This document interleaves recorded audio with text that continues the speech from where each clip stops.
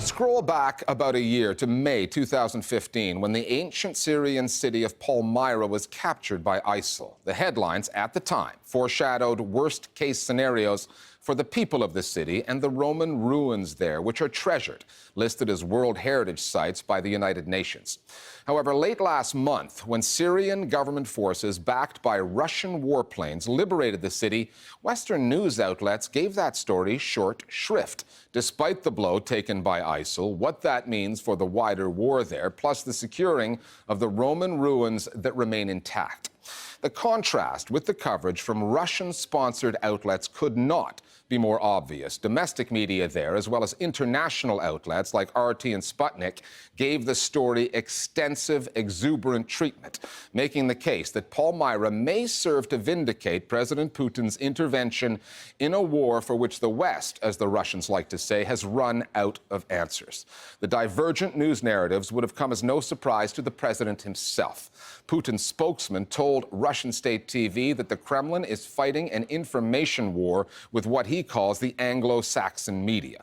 The Palmyra story, the differing coverage in the West, Russia, and the region, provides a user's guide to what is at stake here in geopolitical terms. Our starting point this week is a city whose existence was first documented back in the 2nd century BC, Palmyra.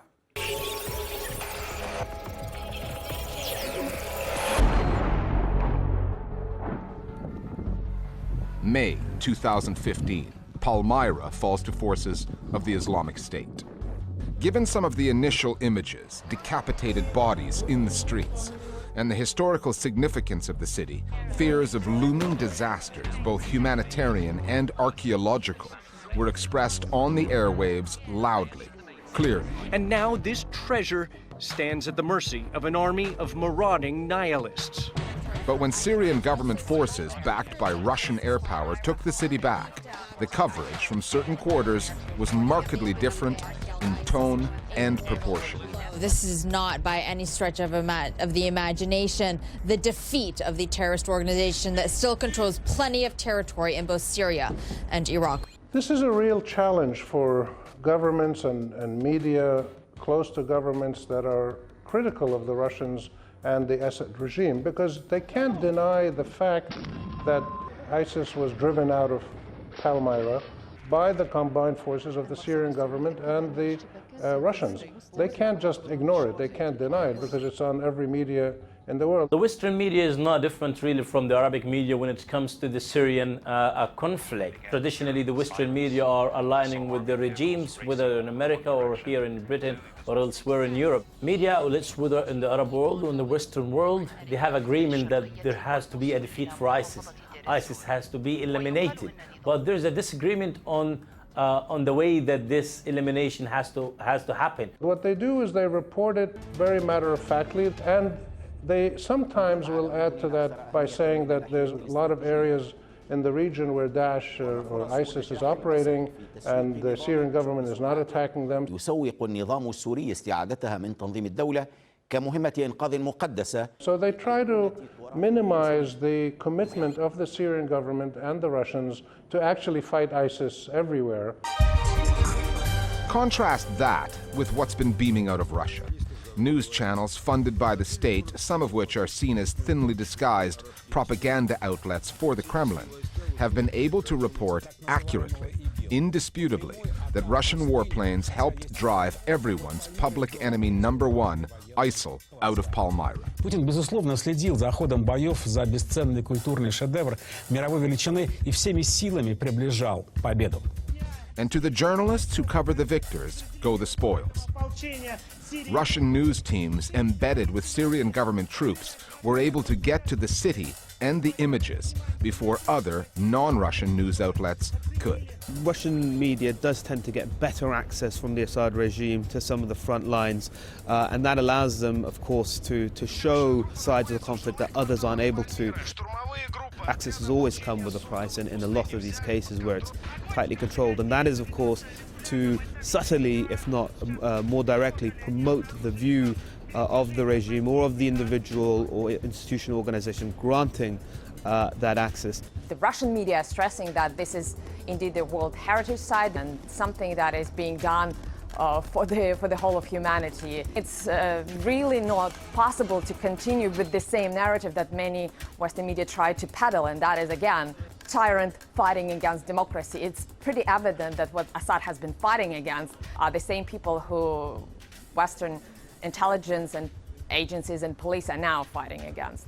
Russian media, through the Kremlin-backed RT, which operates globally and is very prolific in the English language, has taken a particularly slanted view of the conflict in Syria. We would like to thank President Putin, who's helped our army against all the countries that support Islamic State.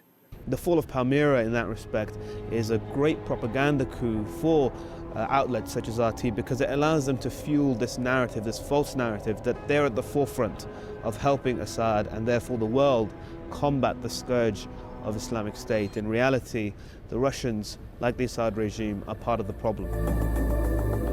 Whether that is true or not, it is the kind of perception of Russia that the Kremlin has been trying to change through its soft power media push that began with the launch of RT's English language channel in 2005, and many more channels broadcasting in multiple languages since.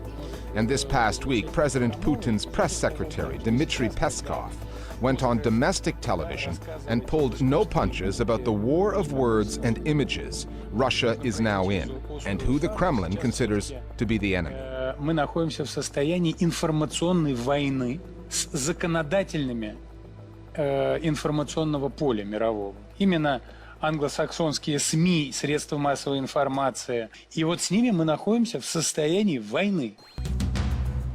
In this information war, Moscow has many adversaries. One advantage it does hold, however, is the amount of control it wields over its news media. Compared to media outlets in the West that have commercial imperatives to deal with and tend to echo political narratives on Syria written in Washington and London. For them, this is all about Russia's hubris, Russia's international glory. Today, the deadly roar of Russian air power. Whereas I think Russians are a little bit more down to earth when it comes to matters like this, and Western media coverage is in a flux.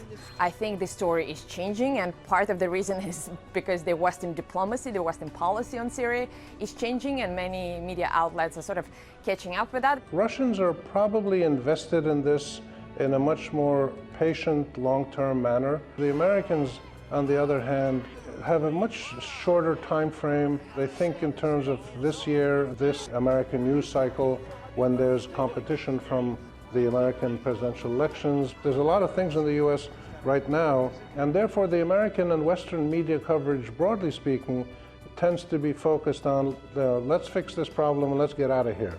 Whereas the Russians are saying, build up long-term relationships and strengthen the strategic advantage that Russia has. Those approaches are very different from each other, and the media, I think, captures a lot of that in this instance. On the download now, our viewers weigh in on the coverage of the story in Syria. The Western and the Russian press have covered events in Palmyra quite differently. The Russian press refers to the liberation of Palmyra. The Western press refers to the recapture of Palmyra. The Russian press sees the return of Palmyra to Assad regime control as a good thing. The Western press sees the return of Palmyra to Assad regime control as not such a good thing.